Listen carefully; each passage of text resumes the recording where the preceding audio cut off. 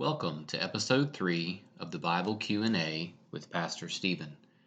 My name is Stephen Pace, and I'm the senior pastor at Decatur Bible Church in Decatur, Michigan. This podcast attempts to answer Bible questions in a clear but thorough manner.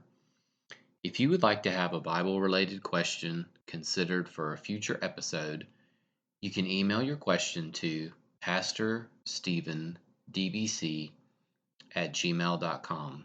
Again, that's pastor, STEVENDBC@gmail.com. In this episode, we'll once again be looking at 3 questions. So go ahead and grab your Bibles and let's get started. The first question that we're going to look at is, a teacher once told me that the Bible does not mention dinosaurs. Is this true, and why would it not mention them? Now, this is a really interesting question. To begin with, we know in Genesis chapter 1 that we have the account of the 6 days of creation.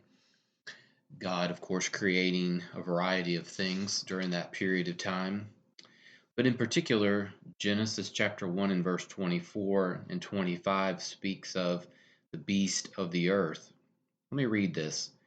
Genesis chapter 1 and verse 24, after the 5th day, of course, it says, God said, let the earth bring forth living creatures after their kind, cattle and creeping things, and beast of the earth after their kind. And it was so.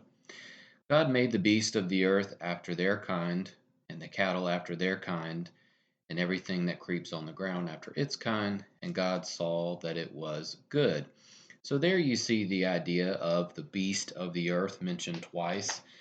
But of course, the question is something specific. Is there anything specific in the Bible as opposed to something perhaps more general like what we just read? In order to find something more specific, we'll need to turn to the book of Job. So if you have your Bibles, turn to the book of Job, chapter 40.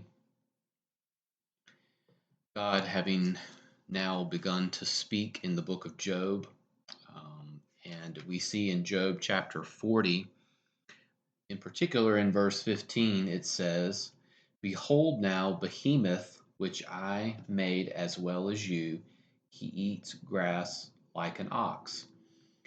The word there, behemoth, is a curious word, and if you were to research this, this is typically the word that many scholars believe refer to some type of a dinosaur.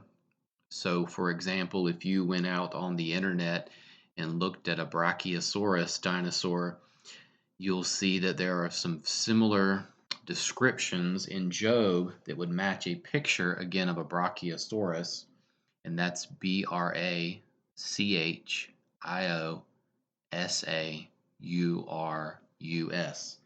But let me read the passage again, verse 15, but let's go through verse 18 this time and look at some of the descriptions. And then again, if you were to compare it to that type of dinosaur, you would see the similarities, because clearly elephants, hippopotamuses, and things like that certainly don't have tails like what we're going to read. So let's read Genesis chapter 40, verses 15 through 18. Behold now Behemoth, which I made as well as you, he eats grass like an ox. Behold now, his strength is in his loins, and his power in the muscles of his belly. He bends his tail like a cedar, and the sinews of his hot thighs are knit together. His bones are tubes of bronze, his limbs are like bars of iron. So again, if you see there with the tail in particular, he bends his tail like a cedar tree. Of course, as I said, elephants and hippopotamuses certainly don't have tails like this. So the answer to the question is, the Bible does seem to speak of dinosaurs as well as many other creatures that God has made that would be similar to the dinosaurs we might see in books and on the internet and things like that.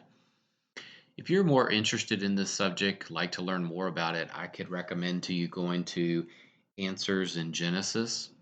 So if you go out on the internet and you go to Answers in Genesis, pull up their website and search in the search bar under dinosaurs, and you'll find quite a lot of articles about dinosaurs, various things about them. For example, it'll relate the Genesis flood to some of the fossil records. So there's plenty of evidence there as far as the dinosaurs being in the Bible, as well as some questions that may come up in addition to that. So hopefully that helps you answer that question. Now, our second question is going to be a trivia question. The question is, the Apostle Paul said, love the sinner and hate the sin. Is this false or is this true? So again, is this a false or true statement? In the Bible, did the Apostle Paul say, love the sinner and hate the sin? The answer to this is false. That's not true. The Apostle Paul did not write that, did not say that. Either way you want to put that. In fact, actually, where this comes from is St. Augustine, or Augustine, depending on how you say it. He actually wrote this in a letter in the 5th century AD, the statement, love the sinner, hate the sin.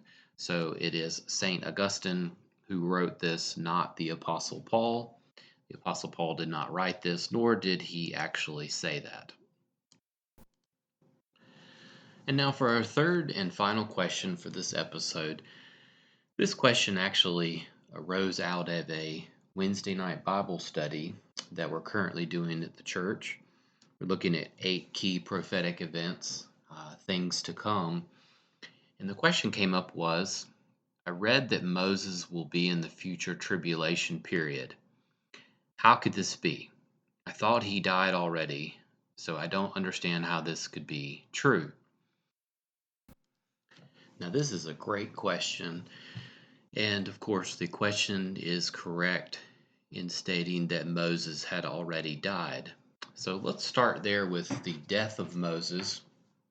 The death of Moses is recorded specifically in Deuteronomy chapter 34.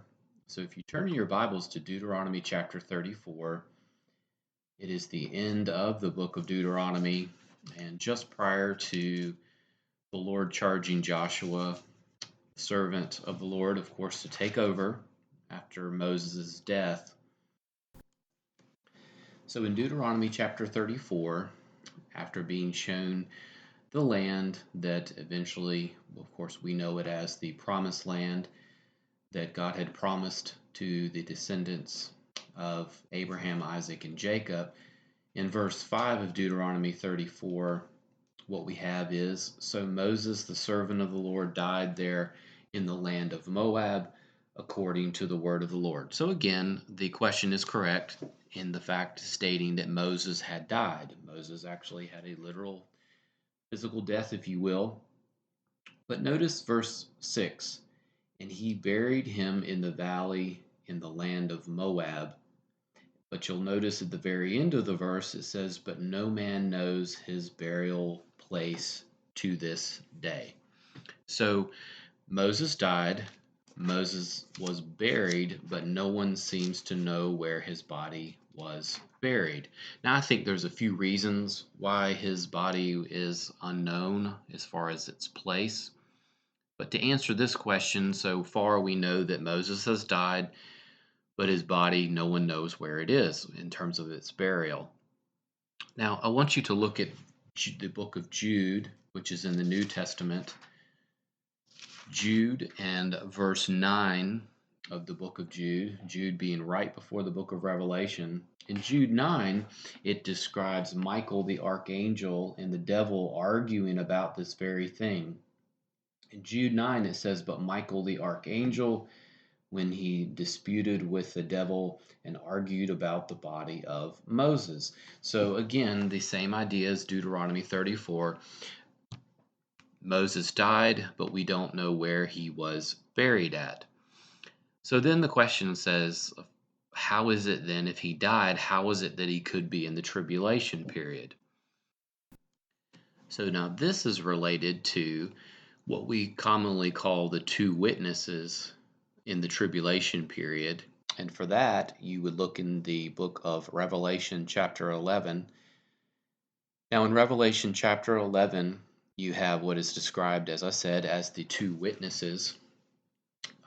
In short, what you have is during the tribulation period, God is, of course, sending out various judgments on the earth, but God has two witnesses that will be standing in sackcloth and ashes, and they will be and have been referred to as two olive trees, two lampstands. Verse 4 of Revelation 11, on behalf of the Lord on the earth. And many people try to figure out who are these two individuals during the tribulation that the Lord uses for such a great witness. Now, there's a variety of answers to this question, the two witnesses in Revelation. The first is just very simply that they are two unknown individuals, so two people we just don't know who they are, anonymous, if you will. A couple of other suggestions are Enoch and Elijah. Now, this is a good one because in both cases, Enoch in the book of Genesis, we know that he walked with God, but God took him. And so he did not experience physical death like what we described with Moses. And that would be similar to the prophet Elijah. Elijah was, of course, taken up in a similar way, did not see death as all other humans do. So sometimes Enoch and Elijah are thought to be the two witnesses because in that case, neither of them died and both were taken up into heaven. But the other suggestion is Elijah, but also Moses. So this is the answer to the question, how could it be that if Moses died, he could be in the future tribulation period? The individual that would say that would be saying that they believe, or at least perhaps, that Moses is one of the two witnesses, Moses and Elijah. And there's a few reasons for that, of course, related to his missing body. But probably more specific is that both Moses and Elijah were at the Mount of Transfiguration. You see that in the Gospels. Jesus goes up on the Mount of Transfiguration, and we get a preview of Jesus Christ in his second coming, his glory, prior to the kingdom age, the millennial kingdom.